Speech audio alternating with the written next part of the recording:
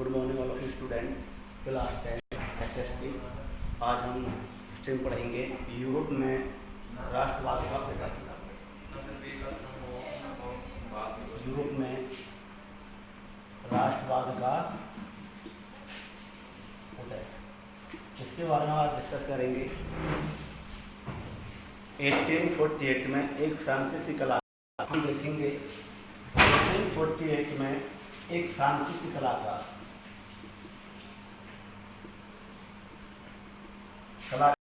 जिसका नाम है फ्रेडरिक सेरियो।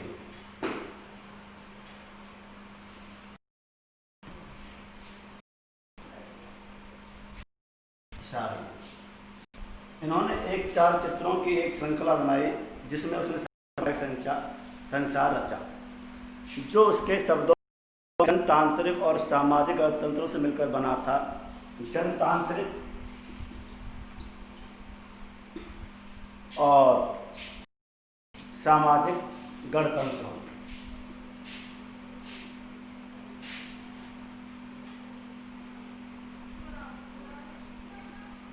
एक मिनट सर। जनतांत्रिक और सामाजिक गणतंत्रों से मिलकर बना था। इस श्रृंखला के पहले पिक्चर में हम देखेंगे यूरोप और अमेरिका के लोग दिखाए गए हैं। हम देखेंगे यहाँ पर यूरोप और अमेरिका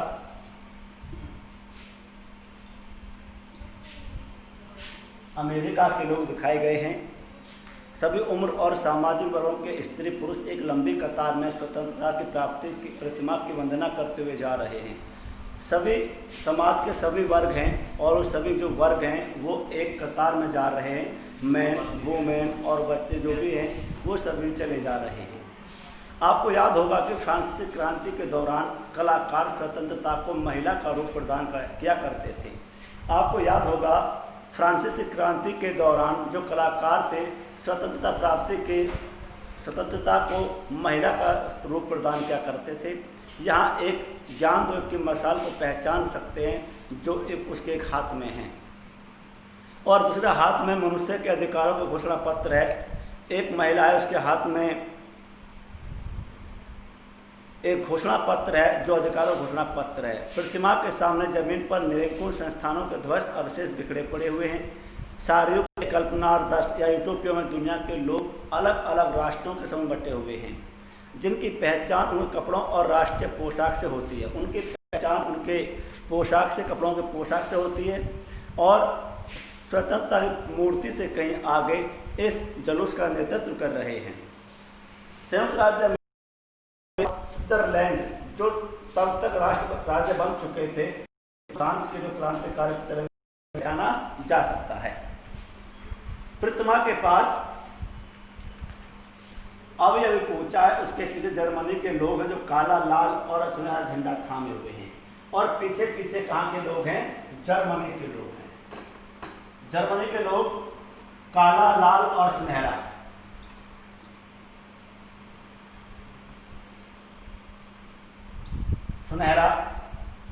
झंडा थामे हैं।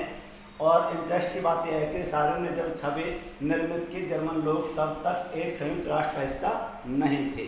जो जर्मन लोग थे वो यूएनओ के संयुक्त राष्ट्र का हिस्सा नहीं बने थे। जो झंडा थामे हुए हैं वह 1848 के उदारवादी उम्मीदों की अभिव्यक्ति है, जिसमें अनेक जर्मन भाषी रियासतों को एक प्रजातांत्रिक संविधान के अंतर्गत राष्ट्र राज्य में गठित करने की चाहत थी। जर्मन लोगों के बाद ऑस्ट्रिया, सिसिलियों की राजशाही, लंबार्डी, पोलैंड, इंग्लैंड, आयरलैंड, हंगरी और रूस के लोग हैं। ऊपर स्वर्ग में ईसा, संत और फरिश्ते एक दृश्य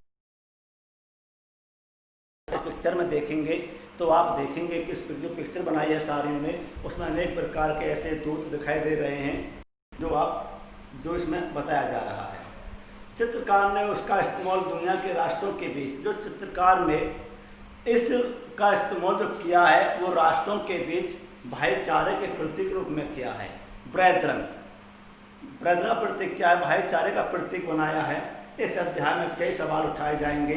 काल्पनिक अभिव्यक्ति सारियों ने पिक्चर 1 में की थी। राष्ट्रवाद एक ऐसी ताकत बनकर उभरा जिसमें यूरोप के राजनीतिक और मानसिक जगत में भारी परिवर्तन ला दिए। इन परिवर्तनों में अतः यूरोप के बहुराष्ट्रीय वंशीय साम्राज्यों के स्थान पर राष्ट्रीय राज्य का उदय हुआ। यूरोप में लंबे समय से एक ऐसे आधुनिक राज्य की गतिविधियां और विचार विकसित हो रहे थे जिसमें स्पष्ट रूप से परिभाषित क्षेत्र पर संप्रभुता एवं केंद्र शक्ति थी, लेकिन राष्ट्र राज्य में न केवल उसको शासक बल्कि उसे अधिकांश नागरिकों में एक साझा पहचान का भाव और इतिहास का एक संघर्ष और नेताओं के आम लोगों के सरगर्मी में निर्मित हुई थी। देखिए, जो आपने पढ़ा, इसमें जो यूरोप में राष्ट्रवाद का उदय हो रहा है 1848 में फ्रांसीसी कलाकार है जिसका नाम है फ्रेडरिक सार्व्यू। इसने एक काल्पनिक इमेज तैयार करी जिसमें जनतांत्रिक और सामाजिक गणतंत्रों का समावेशन है और इसमें यूरोप और अमेरिका के जो लोग थे वो चले आ रहे हैं एक लाइन कतार में, और एक मूर्ति है, एक महिला की जो मूर्ति है उसे स्वतंत्रता की देवी के रूप में जाना जाता है। उसके बाद हम देखेंगे जर्मनी के लोग हैं वो काला, लाल और सुनहरा जो झंडा थामे हुए हैं, और जो जर्मनी है वो यूएनओ का सदस्य भी नहीं बना था।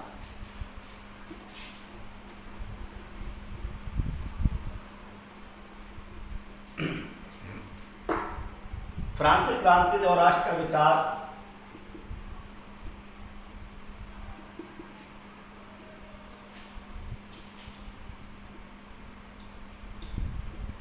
आज सरनाया मेथड सर राष्ट्रवाद के पहले स्पष्ट अभिव्यक्ति 1789 में फ्रांसीसी क्रांति के साथ हुई।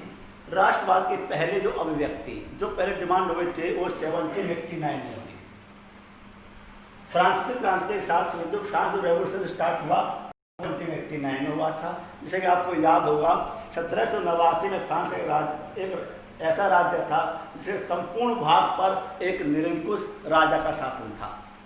फ्रांसीसी क्रांति से और राजनैतिक संवैधानिक बदलाव से उनमें प्रभुसत्ता राजतंत्र से निकलकर फ्रांसीसी नागरिकों के समूह में हस्तांतरित हो गई।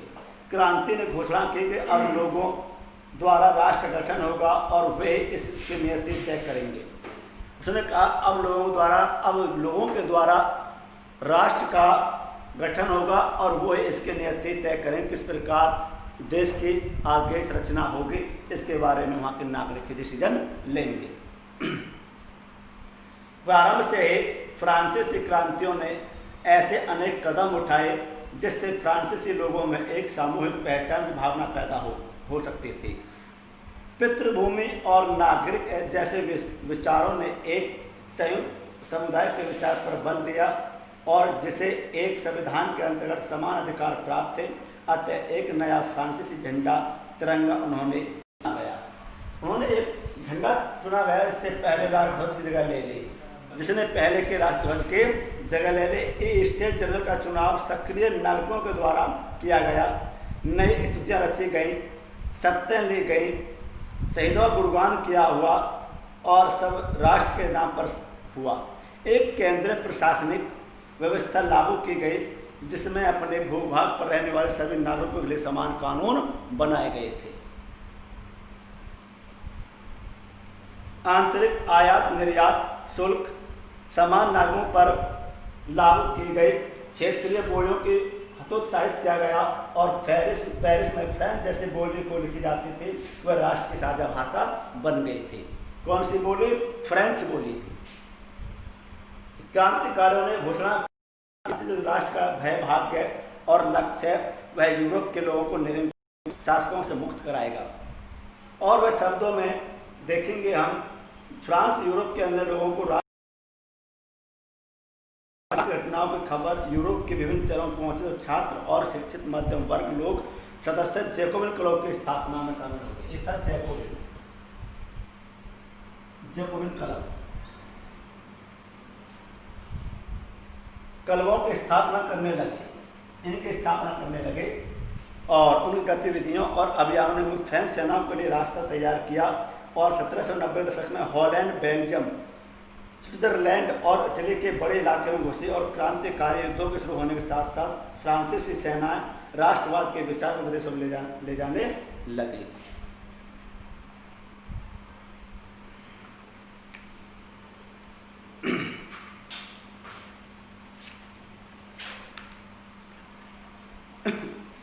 यूरोप में राष्ट्रवाद का निर्माण, अगर हम 18वीं सेंचुरी के यूरोप के नक्शे को देखें तो वैसे राष्ट्र राज्य नहीं मिलेंगे जैसा कि आज है।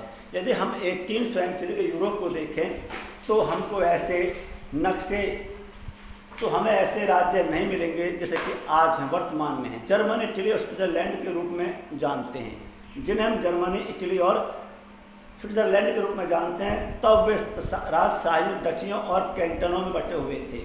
इनके शासकों ने स्वायत्त क्षेत्र थे। पूर्वी और मध्य यूरोप निरंकुश राजतंत्रों के अधीन थे।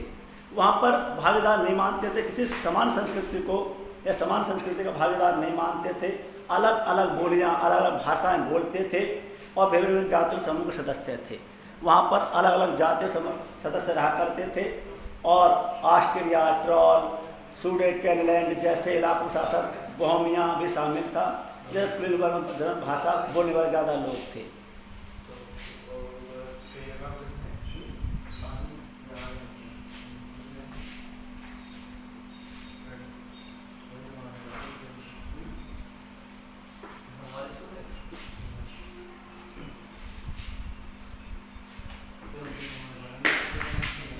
उसके बाद हम देखेंगे उदारवादी राष्ट्रवाद।